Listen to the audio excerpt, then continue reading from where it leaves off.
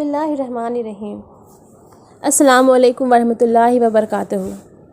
Islamic history channel میں آپ سب کا خوش آمدید۔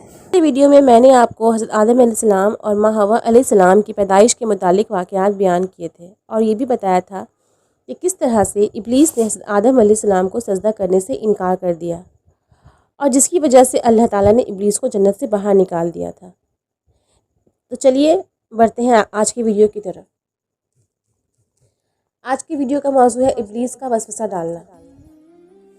آدم اور حوا علیہ السلام دونوں جنت میں رہنے لگے اور شیطان وسوسہ ڈالنے کی کوشش کرنے لگا۔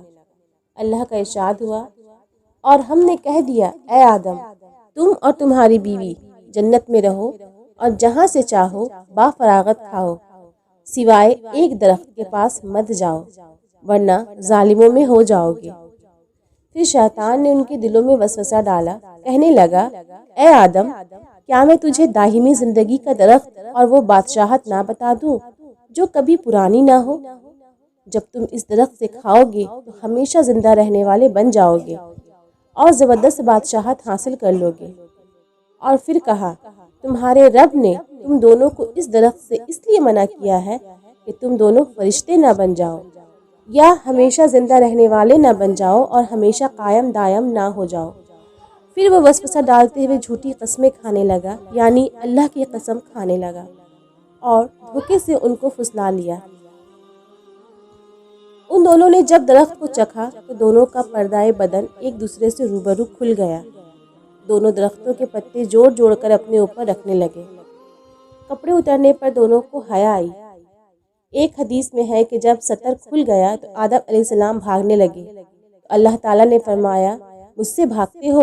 آدم علیہ السلام بولے، اللہ، میں شرم کے بنا پر بھاگ رہا ہوں اور اس وجہ سے کہ تیرے سامنے برہنہ کیسے رہوں۔